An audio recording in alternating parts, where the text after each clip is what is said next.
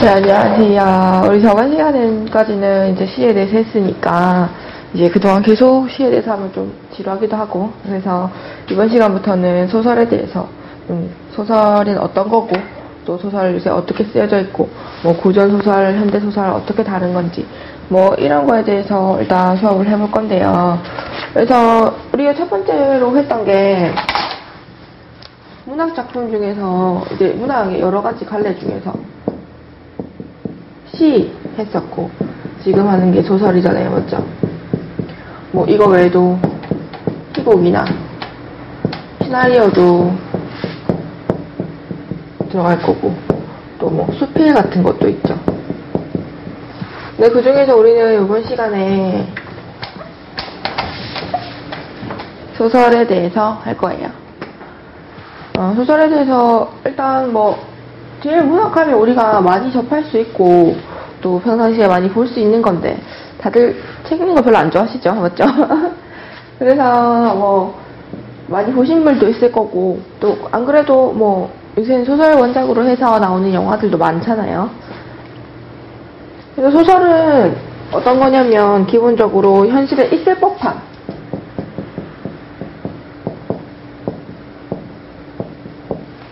법한 이야기를 작가가 꾸며내요. 있을 법한 작가가 꾸며낸 이야기.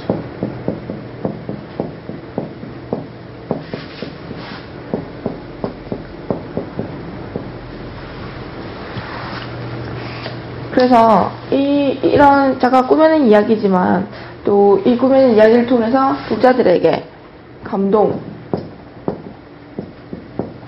교훈을 주고 또 인생의 진실을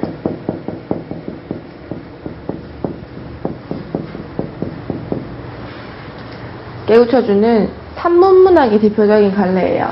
소설은 산문문학이에요. 반대는 운문인데 우리 운문의 대표적인 갈래 시 했었죠. 그래서 소설은 대표적인 산문 갈래고 또 이런 여러 가지 특징을 가지고 있어요. 그래서 여기서 우리가 소설의 세계, 소설의 특징적인 세계를 볼 수 있는 게 있을 법하다. 그래서 우리가 주변에서 볼 수 있는 여러 가지 현상들을 가지고 와서 한 거니까 사실이 들어가 있는 거예요. 이 사실이라는 거는 우리 실제로 뭐 있는 사건이다, 실제로 벌어졌던 일이다, 벌어지고 있는 일이다라는 건데, 그래서 사실은 진실이랑 같을까요, 다를까요? 모든 사실이 진실이 될 수 있을까요? 좀 아리까리한가요?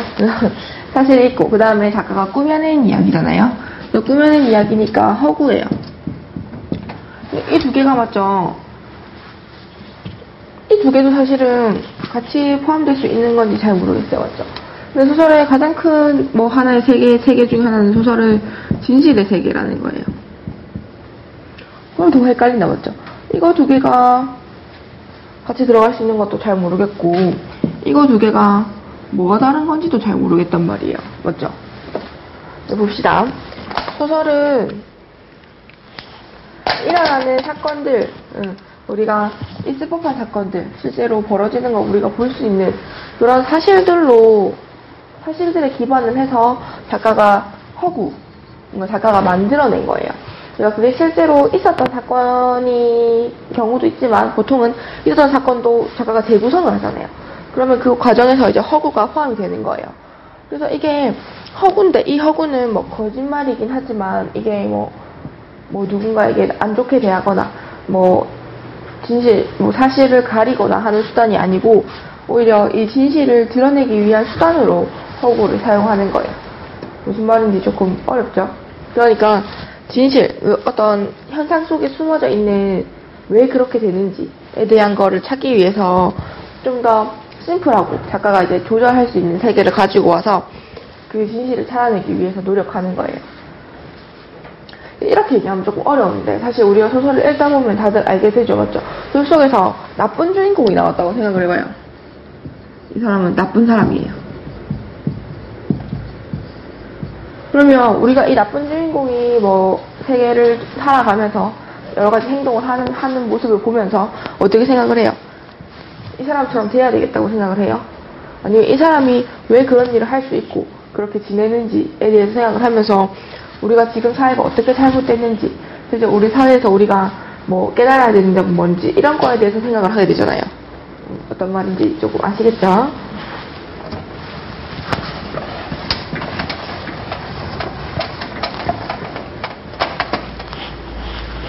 그래서 소설에 이제 아까 말했던 그런 세 가지 소설의 세계 속에서 이제 소설의 특징들이 드러나는데, 가장 큰 특징은 아까부터 계속해서 얘기했던 서구라는 거예요. 그래서 소설은 실제로 뭐 있었던 일을 그대로 갖다 쓴 게 아니고 작가가 이제 소재를 가지고 와서 상상력을 발휘해서 꾸며낸 이야기예요. 그리고 두 번째 특징, 산문성. 소설은 대표적인 산문 문학이니까 주로 뭐 서술, 누구는 아침에 일어나서 밥을 먹었다, 누구는 아침에 일어나서 양치질을 했다, 이렇게 쭉쭉쭉쭉 설명하는 거. 그 서술. 그 다음에 두 사람이 나누는 대화. 그 다음에 또 뭘로 표현할까요? 묘사. 묘사는 뭐예요? 그림 그리듯이, 눈에 보이듯이, 아니면 느껴지듯이 표현하는 거죠. 그게 묘사예요. 그래서 이런 방법들을 써서 이제 내용을 전개시켜 나가고 작가가 하고 싶은 말을 이야기 속에 담는 거예요. 그 다음에 진실성.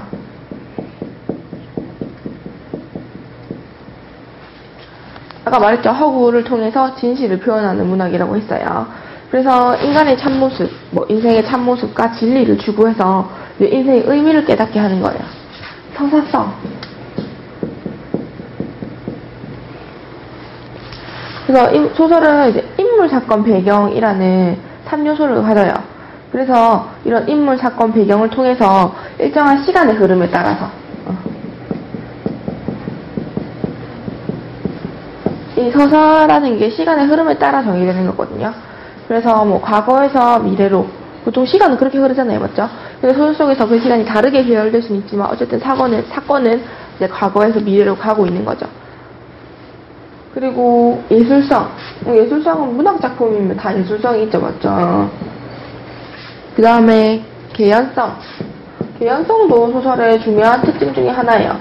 개연성은 뭐냐면 당연히 그러해야 하기 때문에 이렇게 되는 거예요. 그래서 실제로 인생을 살 때는 길거리에서 되게 오랜만에 되게 친했던 사람을 만날 수도 있고, 옛날에 사랑했던 사람을 만날 수도 있고, 아니면 정말 사이가 나쁜 그런 악연을 만날 수도 있어요. 근데 소설에서는 뜬금없이 길을 걷다가 이전 남자를 봤다, 아니면 길을 걷다가 철천지 원수를 만났다라고 얘기를 하면 설득력이 없잖아요, 맞죠? 왜 만나? 만나기 쉬운 데 사는 것도 아니고 철천지 원수인데 가까이 사냐? 왜 만나? 이렇게 되잖아요, 맞죠? 그러니까 우리가 실제 삶에서는 일어날 수 있는 일, 그렇게 다양한 일이 있어도 그럴 수도 있지라고 하지만 소설은 작가가 만들어낸 거잖아요, 맞죠? 그래서 그냥 우연히 그렇게 됐다라는 말을 자주 쓸수록 그 소설이 재미가 없어져요, 맞죠? 실제 같지 않게 느껴지기 때문에. 그래서 실제처럼 느껴지게 하기 위해서 당연히 그렇기 때문에 이렇게 됐다라고 해야 된단 말이에요. 그래서 이게 어떤 거냐면 그 둘이 만날 수밖에 없는 상황을 만들어줘야 된다는 거예요. 어떻게 해서든 다른 사람들이 모두 인정할 수 있는, 그래서 두 사람이 어쨌든 만날 수밖에 없었구나 라고 하는 그래서 그렇다, 그런 이유 같은 거를 이제 자연스럽게 만들어주기 위해 필요한 게 개연성이에요. 이제 그리고 교훈성. 사실 현대 소설에서는 이 부분이 상당히 약해요. 현대 소설에서는 억지로 교훈을 심어주려고 하지 않거든요, 소설을 통해서. 그냥 그 상황을 보여주는데 만족하는 소설들이 훨씬 많아요. 근데 그렇다고 해서 우리가 그 상황을 그냥 보는 거라고 해서 교훈을 얻을 수 없는 게 아니잖아요, 맞죠? 그냥 현대 사회의 나쁜 모습들 아니면 좋은 모습들 어쨌든 이렇게 보여준다면 우리가 그 속에서 우리가 삶은 어떻게 살아야 되는지, 그 난해한 삶과 우리 인생이 과연 다른 건지, 이런 여러 가지 생각을 하게 되잖아요. 그래서 그런 문제들을 제시하는 것만으로도 교훈을 준다고 할 수 있겠죠. 그래서 소설에 2, 4, 6, 7가지 특징 이렇게 있어요. 그리고 이 다음으로 넘어가면 이제 소설을 구성하고 있는 요소들에 대해서 알아볼 건데요.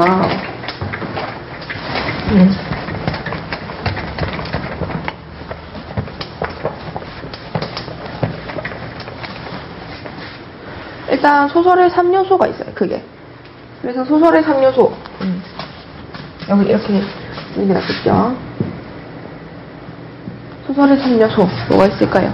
소설에 빠질 수 없는 거. 문학 작품이면 빠질 수 없는 게 있죠. 주제. 작가가 이런 걸 표현하기 위해서 작품을 썼다. 이런 걸 말하고 싶어서 이 소설을 썼다라고 하는 그런 목표가 있어야 되잖아요. 맞죠? 그래서 작가가 어떻게 삶을 바라보는지, 어떻게 인간을 바라보는지, 뭐 이런 소설을 써야 하는 이유가 있었는지 이런 거를 간접적으로 제시가 돼요. 그리고 보통 소설을 다 읽고 이제 책을 덮을 때쯤 이제 이래서였구나 하고 머릿속에 떠오르게 되는 거죠. 이제 그런 게 주제예요. 그 다음으로 필요한 거 구성. 소설은 이야기잖아요. 맞죠? 이야기는 잘 짜져야 되죠. 맞죠? 이렇게 짜임새 이렇게 짜여져야 우리가 그걸 보면서 이 이야기가 재밌는 얘기다, 뭐 재미없는 얘기다, 지루한 얘기다 이런 얘기를 할 수 있잖아요. 맞죠? 그래서 이야기를 할 때는 보통 뭐 또 여러 가지 요소들이 필요하니까 구성에도 3요소가 있어요. 구성의 3요소 어떤 게 있을까요? 구성에 꼭 필요한 거. 소설을 만들려면 필요한 거. 소설에 주인공이 있죠. 맞죠? 인물들이 있어야 돼요. 근데 인물들이 있기만 하면 돼요. 제가 여기 와서 수업 안 하고 그냥 이렇게 서 있다고 생각해보세요. 아무것도 안 하고.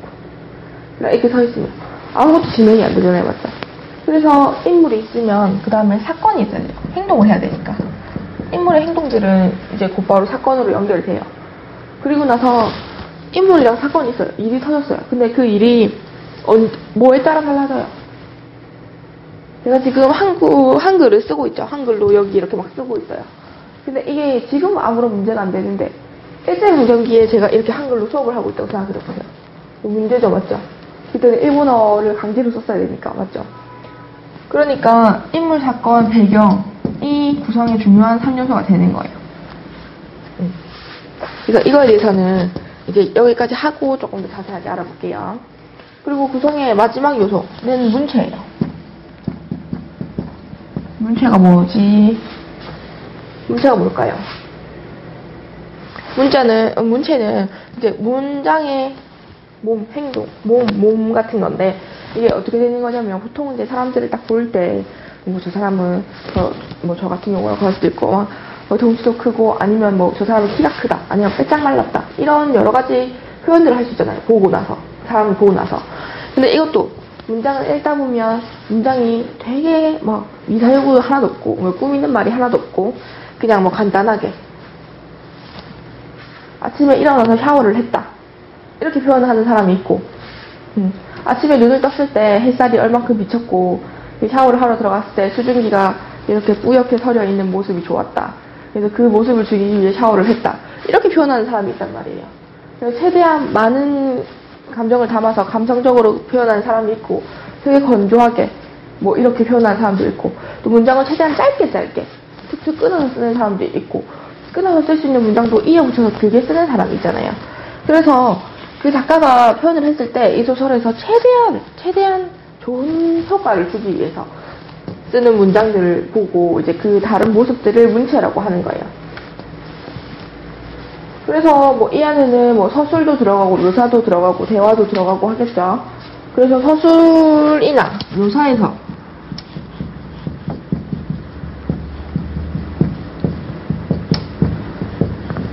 보통은 서술이나 묘사에서 그 작가의 특징이 많이 드러나요.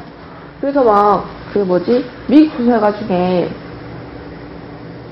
코맥 메카시라고 소설가가 있는데 그 소설가는 약간 되게 하드보일드라고 되게 건조하고 딱딱하고 근데 그런 문장으로 글을 쓰는데 그런 문장으로 글을 쓰는 이유가 뭐냐면 그 사람의 소설이 보통은 이제 막 되게 사람들이 되게 좀 보통 배경이 약간 황야예요. 그래가지고 되게 건조하고 아무것도 없는 데서 힘들게 살아가는 사람들을 보여준단 말이에요. 그 사람들의 감정을 직접적으로 표현을 하진 않는데 그래도 그 사람이 어떤 감정을 느끼는지, 이 세상이 어떤지에 대해서 우리가 이제 조금 더 깊게 생각을 할 수 있게 만드는 거죠. 그래서 최대한 문장을 간결하게 쓰는 사람들이 있고, 그죠? 노리는 효과들이 다 다르겠죠. 그리고 막 화려하게 꾸며가지고 막 예쁘게 표현하는 사람들이 있단 말이에요. 그래서 일단 크게 소설의 3요소는 주제, 구성, 문체예요. 그리고 나서 우리가 구성의 3요소, 이거를 조금 더 자세하게 알아볼 건데, 일단 인물 중요하죠, 맞죠?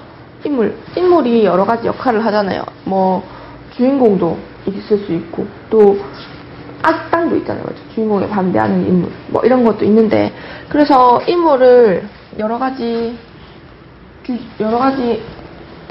모습으로 나눌 수가 있어요. 유형으로. 그래서 역할에 따라서 나누면,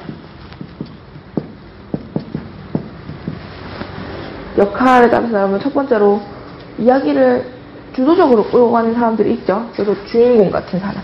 그러면 주동인물. 주동인물이 있죠. 그러면 여기에 반대하는 사람들이 있겠죠. 보통 주인공이랑 대립하고, 고전소설 같은 경우에는 악당일 거고, 맞죠? 주동인물 반대되는 사람, 반동인물이에요. 근데 꼭 주동인물이랑 반대된다고 해서 반동인물이지, 저게 꼭 악당이거나 하는 건 아니에요. 그냥 주인공이랑 대립하고 있는 관계. 그거를 반동인물이라고 해요. 그 다음에 중요도에 따라 나누죠. 중요도에 따라 어떻게 나눠요? 우리 영화 볼 때도 뭐 주연, 조연 이렇게 나누잖아요. 근데 그렇게 나누는 거예요. 주요 인물, 이게 당연히 더 중요한 사람이겠죠. 그 다음에 덜 중요한 사람, 뭐라고 할까요? 이 사람 주변에 있으니까 주변 인물. 이렇게 나눌 수 있어요. 그 다음에 특징에 따라서도 또 나누는데, 특성에 따라서. 그래서 옛날 고전 소설 같은 경우에는 뭐 이런 특징, 뭐 자기네 개인적인 특징들이 이렇게 막 되게, 고전 소설 아니면 현대 소설에도 많이 써요. 그래서 어떤 집단을 대표할 만한 성격을 갖고 있는 사람을 인물로 내세울 때가 있어요. 이제 그거를 전형적인 인물이라고 하는데,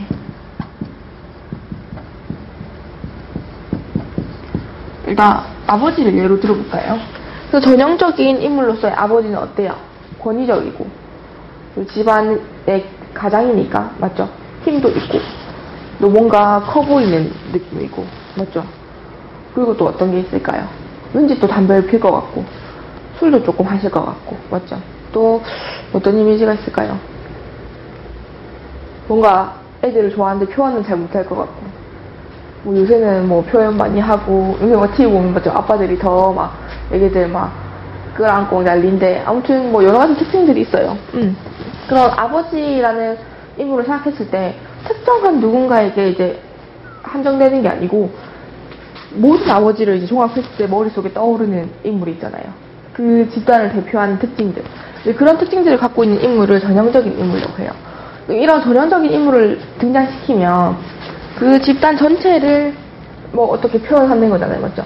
그래서 그 집단 전체의 잘못된 점을 얘기하거나 뭐 그럴 때 보통 많이 쓰이겠죠. 그리고 이 반대되는 사람은 개성적인 인물이겠죠.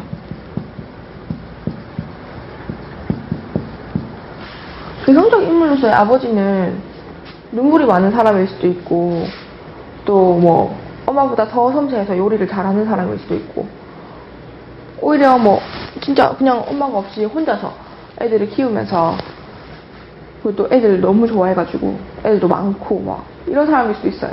아니면 정말 망난이라서 집에 아예 안 들어가고 자기 애가 있는지 없는지 잘 모르고 바람 많이 피고 이런 사람일 수도 있어요.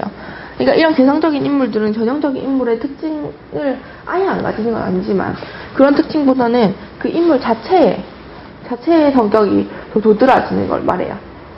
그럼 개성적인 인물을 많이 쓰면 어때요?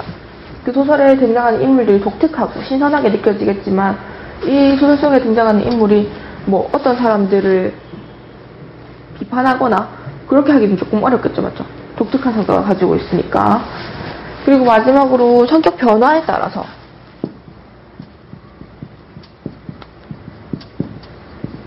또 두 가지로 나눌 수가 있는데, 보통 고전소설에는 주인공이 처음에 착한 역할, 처음에 주인공이고, 처음에 악당을 물리치는 역할이 뭐 어때요? 끝까지 그렇죠. 맞죠? 처음부터 끝까지 인물의 성격이 변화가 없단 말이에요. 착하면 끝까지 착하고, 맞죠? 나쁘면 끝까지 나쁘잖아요. 근데 그런 게 평면적 인물이에요.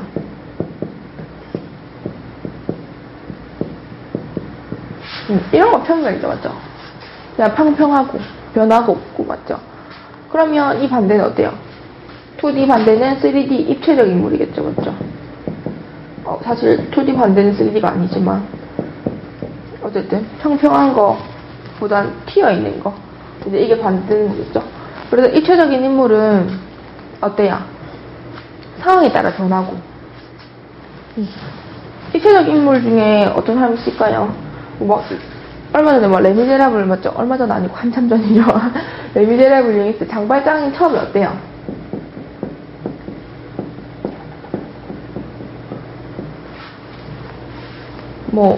영화에 등장하는 처음에 빵 하나 훔쳐서 잡혀서 일단 복역을 한 15년쯤 형을 살고 있었던 사람이죠. 그래서 거기서 가석방 되잖아요.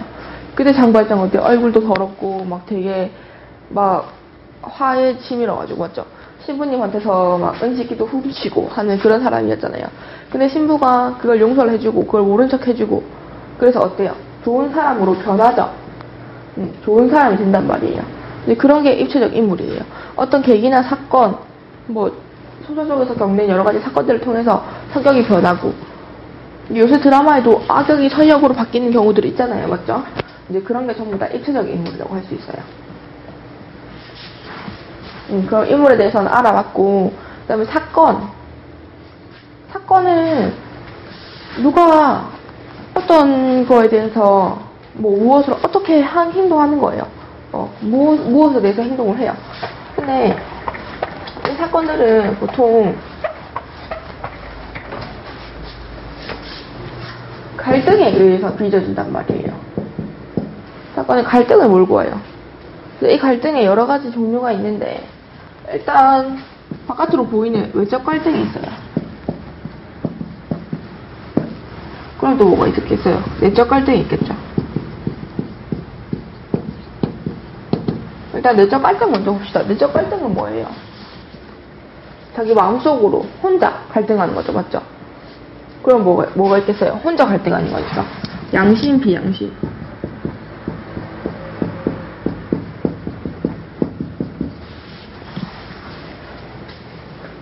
내가 지금 버스를 탔어요. 버스를 탔는데 사람이 너무 많아가고 근데 저는 앉았단 말이에요.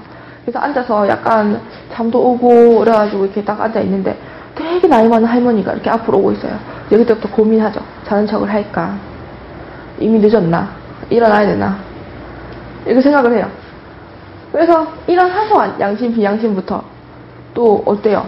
나중에 되게 큰일이, 큰 돈을, 눈앞에 있어서 그걸 훔칠까 말까 생각하는 거. 이런 걸 수도 있고. 또 자기가 어떤 정보를 알고 있는데 그게 나쁜 사람들에 대한 정보란 말이에요. 그래서 그거를 고발을 할까 말까에 대한 고민들. 여러 가지 그런 고민들이 있어요. 그리고 또 사랑과 증오, 이런 것도 있고. 뭐죠? 그 다음에 내가 착한 행동을 하는지, 나쁜 행동을 할 건지. 그래서 이런 거는 전부 다 한 사람의 마음속에서 일어나는 갈등이에요. 그래서 계속 혼자 고민하는 거죠, 맞죠? 그래서 보통 소설에서 인물의 내면 묘사가 많이 나오겠죠. 이런 고민도 했다가 저런 고민도 했다가 이렇게 하는 거. 이렇게 내적 갈등이에요. 그럼 외적 갈등은 어떤 게 있냐면 외적 갈등에 3가지 종류가 있는데 개인 대 개인의 갈등이 있어요. 좀 이상하네. 개인 대 개인. 그럼 친구랑 소닥소닥 싸우는 거예요. 아침에 엄마랑 싸우고 나오는 거. 근데 그런 거 다 개인이잖아요. 맞죠? 그래서 보통은 소설 속에서 주동인물이랑 반동인물 사이의 개인적인 갈등. 이런 게 다 개인 대 개인의 갈등이에요. 그리고 또 뭐가 있냐면, 개인 대 사회의 갈등이 있어요. 개인이랑 사회가 싸우는 거예요. 좀 커졌죠? 그래서 작품 내 주동인물이 시대, 제도에 역행을 하는 그런 인물인 거예요. 시대와 싸우는 인물.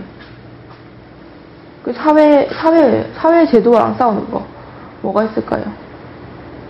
사실 우리 학생들도 막 4월 20일 뭐 이렇게 되면 우리 막 나가지고 시위하고 하잖아요. 그런 게 전부 다 뭐 제도권과의 싸움이죠. 그래서 그런 게 전부 다 개인과 사회 간의 갈등이에요. 그리고 또 마지막으로 개인과 운명과의 갈등이 있어요. 이거는 타고난 거에 대해서 저항하는 거예요. 그래서 이 사회는 타고난 건 아니잖아요. 맞죠? 우리가 만든 거고 우리 사이에 계약한 거지. 근데 이거는 이제 개인과 운명과의 갈등이기 때문에 보통 그게 있어요. 그거. 홍길동전. 이건 제도기도 하지만 홍길동이 철의 아들로 태어났잖아요. 맞죠? 그렇게 태어난 건데 이제 그게 운명으로 작용한 거죠. 너는 이렇게 살아야 되고 이렇게 해야 되고 이런 건데 이제 홍길동이 거기에 이제 거부를 하는 거죠. 맞죠? 그래서 인물의 삶이 이 운명과 대립할 때, 그래서 이렇게 사회와 대립할 때, 개인과 대립할 때, 이게 바깥으로 보이는 갈등들이 외적 갈등이라고 해요.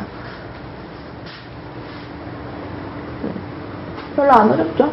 그래서 갈등 이렇게 4가지 종류가 있고, 그래서 사건은 곧 갈등이라는 거. 그러면 마지막으로 우리 배경 남았는데 배경은 어떤 거 있겠어요? 배경은 뭐예요? 보통 시에서도 배경에 대해서 한번 했었죠. 시적 배경, 맞죠? 그래서 배경은 당연히 시간적인 배경 있겠죠.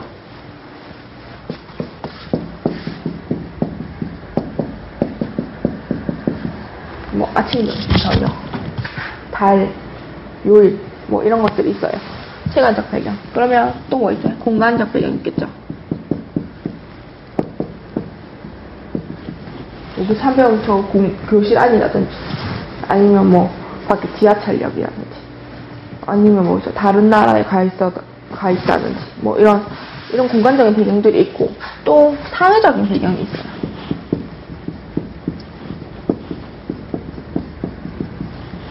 사회가 이 정도를 용납할 수 있는 사회인지 뭐 이런 역사적인 상황들 이런 게 전부 다 사회적인 배경 안에 들어가요. 그래서 그 주변의 사람들 뭐 사고방식이나 뭐 풍속 뭐 이런 게 전부 다 사회적인 배경 안에 들어가는 거예요. 그래서 이 배경 속에서 인물들이 이런 갈등을 겪는 모습들을 그려내는 게 그리고 그 갈등을 어떻게 풀어나갈 건지에 대해서 이제 서사적으로 전개하는 게 소설이에요. 소설의 특징 이제 아시겠죠? 그래서 구성의 3요소, 소설의 3요소 헷갈릴 수 있는데 이제 따로 이렇게 잘 외워야 돼요.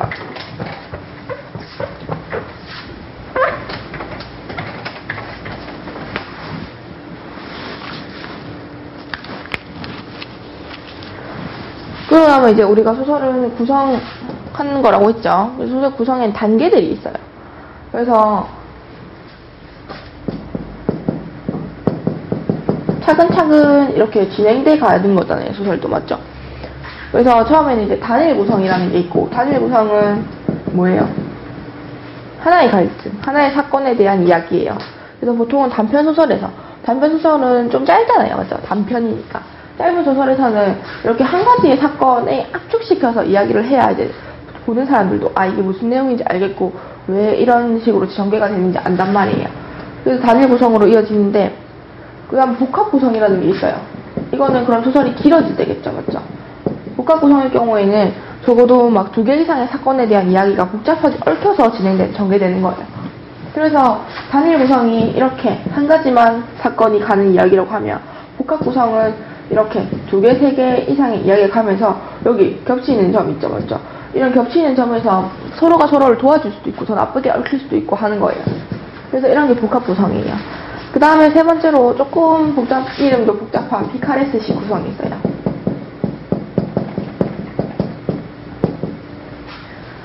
근데 이게 뭐냐면 각각 다른 이야기, 그러니까 약간 이런 이야기들이 있어요. 서로 연결되지 않는 이야기들이란 말이에요. 근데 이게 동일한 구성에 동일한 이런 목적, 주제 이런 걸 가지고 묶여서 전개되는 거예요. 근데 이 각각이 서로한테 영향을 거의 안 주는 것처럼 보이지만 동일한 주제를 가지고 있는 거예요. 그래서 나중에 가면 나올 원미동 사람들이라는 소설이 있는데 이 원미동 속에서 이제 사람들이 어떻게 살아가는지에 대한 얘기예요. 그래서 각각의 단편 소설처럼 하나씩 이름을 달고 있단 말이에요. 근데 그런 게 서로 영향을 안 주는 것 같지만 사실은 이 안에 등장한 인물들이 같은 인물들이거든요. 그리고 또 그 원밀정 사람들이 어떻게 살고 있는지 그 전부 다를 읽으면 이제 알 수가 있잖아요. 이제 그런 식으로 하나의 주제를 만들어내는 이야기예요. 그리고 또 액자식 구성이 있어요. 액자는 어떻게 생겼어요? 이렇게 있으면 안에 사진이 있죠, 맞죠? 뭐 이렇게 사진이 있어요. 그러면 이게 소설에서는 어떻게 구성되냐면 바깥에 여기 하나 이야기가 있는 거예요. 진짜 틀처럼 큰 이야기가 있어요. 이제 그러면은 그 안에 담고 있는 좀 더 작은 이야기, 이제 사진 같은 이야기가 있다는 거예요. 그래서 중국 소설 중에 구운몽 있잖아요. 구운몽 뭐예요? 어떤 사람이 이렇게 잠이 들었어요. 그 사람이 스님인가? 이라고 잠이 들었는데, 나무 대충 이렇게 있고. 그래서 잠이 들었는데, 이 사람이 꿈속에서 자기가 완전 부잣집 딸내미들이랑 부잣집 딸내미 아니죠, 선녀. 다양한 부잣집 여자들이랑 결혼도 해보고, 온갖 보기 영화 누려보고, 이렇게 하다가 꿈에서 딱 깨요. 그래갖고, 이게 다 헛된 거구나. 소용이 없다. 이렇게 깨닫는 거란 말이에요. 그럼 큰 이야기 뭐예요? 남자아이가 나무 밑에서 자다가 깼습니다가 큰 이야기예요. 그 안에 나오는 작은 이야기들이 더 길게 전개가 되죠. 그래서 어쨌든 큰 이야기 속에 작은 이야기가 있는 거. 이게 액자식 구성이에요. 그래서 구성의 이런 단계는 아니고, 이제 구성의 여러 가지 형태인데, 그래서 이런 형태들을 이제 어떻게 구성하는지, 보통 어떻게 구성하는지에 대해서 살펴볼게요. 구성 단계예요, 이거는. 안 찍어줘.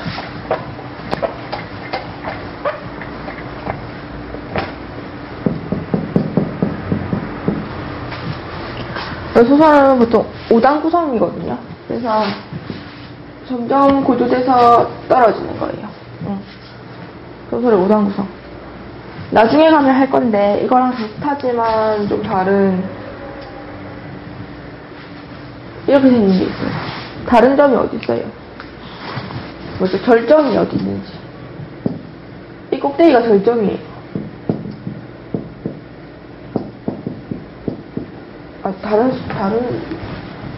다른 색깔로 다 티가 나겠죠? 맞죠?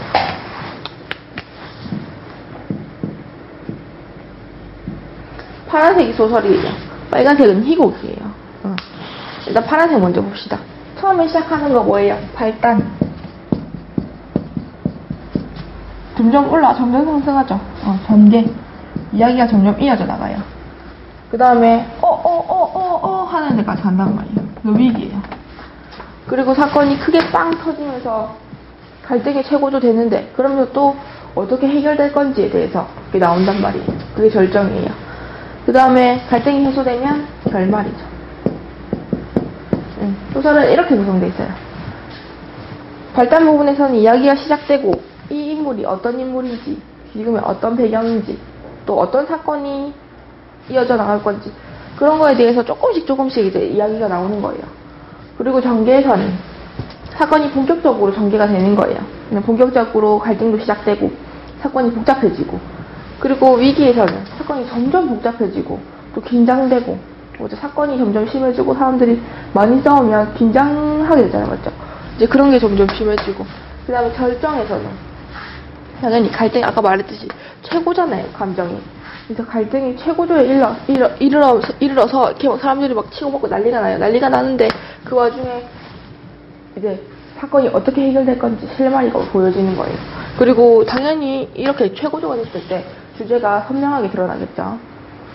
그리고 나서 이제 결말에 와서는 이제 갈등이 해소되고 사건이 마무리가 되고 주인공이 앞으로 어떻게 될 건지가 결정이 돼요. 그래서 소설은 이렇게 절정이 약간 뒤쪽으로 치우쳐 있는 그런 구성이고, 희곡 같은 경우에는 절정이 여기 있고 발단도 같아요. 근데 발단 뒤에 바로 위기가 와요. 그 다음에 절정이 있고, 그 다음에 해소된 하강이 있어요. 그리고 끝나는 게 결말이 아니라 대단원이에요. 빨간색은 희곡의 구성 단계예요. 그래서 비슷하지만 다른 5단 구성 두 가지, 네 가지 이렇게 구성이 있어요. 이 소설도 사실 좀 짧고 하는 거 아니면 고전소설 같은 경우에는 4단 구성으로도 볼 수 있는데, 이제 그거는 기승전결이라고 해서 뭐 시작되고 전개되고 또 그것도 전개되고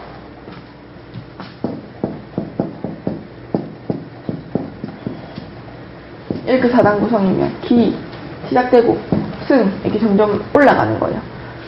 그리고 전개 이게 이야기의 절정 부분에 가깝고, 그 다음에 끝이 나는 결말까지 이렇게 4단 구성으로도 볼 수 있어요.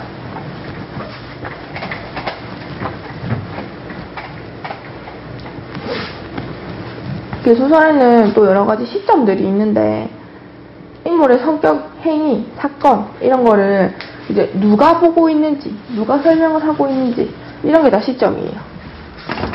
이것도 지워야지.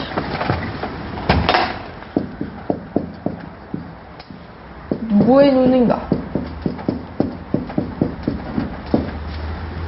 현실 속에서 우리가 보통 제일 많이 알고 있는 게 뭐예요? 말하는 사람이 주인공이고, 말하는 사람. 빨간색. 말하는 사람이 주인공이고, 말하는 사람이니까 1인칭이죠. 말하는 사람이 있으니까 1인칭인데, 자기가 주인공이면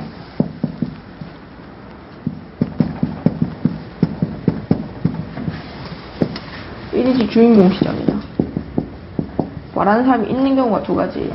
근데 내가 말은 하는데 내가 주인공은 아니란 말이에요. 그럼 뭐예요? 관찰자.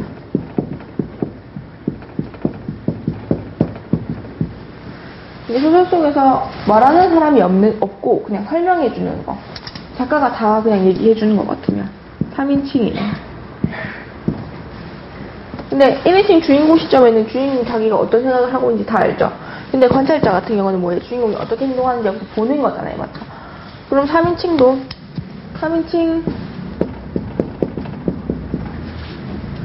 주인공 시점이라고 말하기엔 조금 이상하죠. 맞죠? 3인칭 주인공 시점이 뭐예요? 그거 좀 이상하잖아요. 3인칭은 보통 3인칭이라고 말 안 하고 3인칭으로 설명하고 있는 사람이 누구예요? 작가잖아요. 그래서 전지적 작가 시점.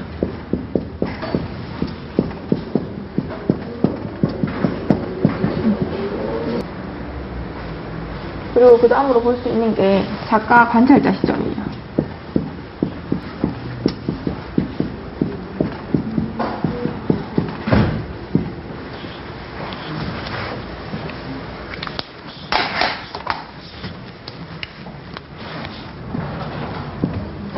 이고 작가죠. 맞죠? 내가 내 얘기를 하고 있으면 1인칭 주인공이고, 내가 이야기를 하는데 남에 대해서 이야기를 하고 있으면 1인칭 관찰자 시점이에요. 그래서 말하는 사람은 있지만 나가 없고 모든 일을 다 알고 있고 제가 왜 저렇게 행동하는지 이유를 알고 있으면 전지적 작가 시점이고, 왜 저렇게 행동하는지 모르겠는데 이런 행동을 하고 있다고 설명을 해주면 작가 관찰자 시점이에요. 그래서 보통 1인칭 주인공 시점의 소설은 많죠. 맞죠? 주인공이 자기 소설한 사람 많으니까 뭐 이거는 빼고 1인칭 관찰자 시점에서는 어때요? 관찰자 바라보는 사람이잖아요. 그러니까 보통 뭐 사랑방송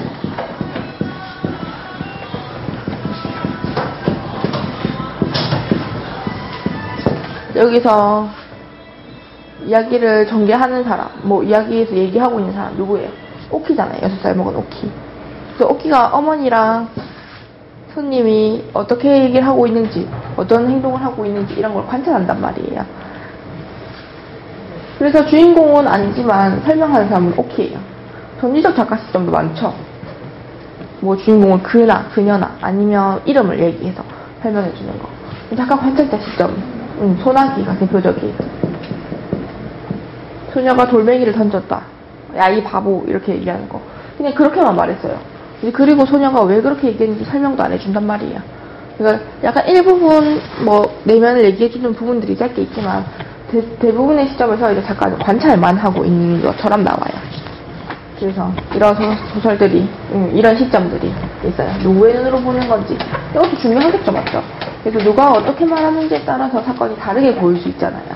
그래서 시점도 작가의 뭐 여러 가지, 작가가 어떤 걸 노리고 얘기를 했는지, 이제 그런 거를 살펴보는데 이제 중요한 요인들이 되는 거예요.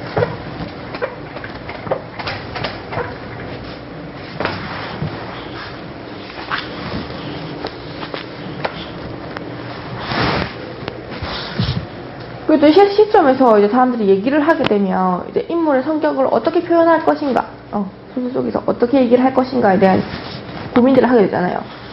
그래서 그냥 얘기해주는 경우가 있어요. 아, 인물은 성격이 좋고 나쁘고 급하고 느긋하고, 이 사람 너무 막 역사람 체근한 성격이고, 이렇게 직접적으로 설명을 하거나 해설을 하게 되면 분석적이고 요약적이죠, 맞죠? 짧게 얘기해주니까. 그리고 또 해설적이기도 하고, 그냥 말하는 거잖아요. 그래서 이거를 인물의 성격을 직접적으로 제시한다고 해요. 그럼 직접적인 거 반대해 보겠어요? 간접적인 거겠죠. 인물의 성격을 어떻게 간접적으로 제시할 수 있을까요? 그대로 말하지 않고 인물이 말하는 거, 행동하는 거, 이런 거를 보여줘서 이제 사람들이 이제 그걸 보면서, 아, 얘는 성격이 좀 급하네. 아니면, 아, 얘는 애가 좀 너무 느긋하게 행동하네. 뭐, 이런 생각들을 하잖아요. 그래서 인물의 행동을 보여줘서 성격을 짐작하게 하는 거. 그게 간접 제시예요. 아시겠죠? 그래서 이거는 말하기고, 이거는 보여주기에 가깝죠. 그래서 보통 좋은 소설이나 뭐 이렇게 사람들이 봤을 때 재밌다, 아니면 뭐 이 인물에 대해서 상상을 더 많이 하게 하는 거, 그런 거는 보통 간접 제시겠죠, 맞죠? 그래서 보여주는 방법, 인물이 어떤 행동을 하는지 보여주는 방법을 더 많이 쓰긴 해요.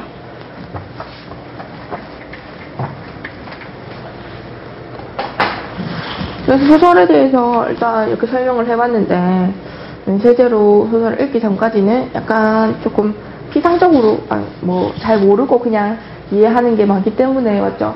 그래서 소설 나중에 읽어보고, 이제 분석해보고 하면서 좀 더 자세하게 소설이 어떤 건지 알아보도록 합시다.